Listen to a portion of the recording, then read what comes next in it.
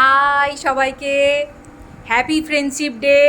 যারা যারা আমাকে সাবস্ক্রাইব করেছো তাদের সবাইকে হ্যাপি ফ্রেন্ডশিপ ডে উইশ করলাম।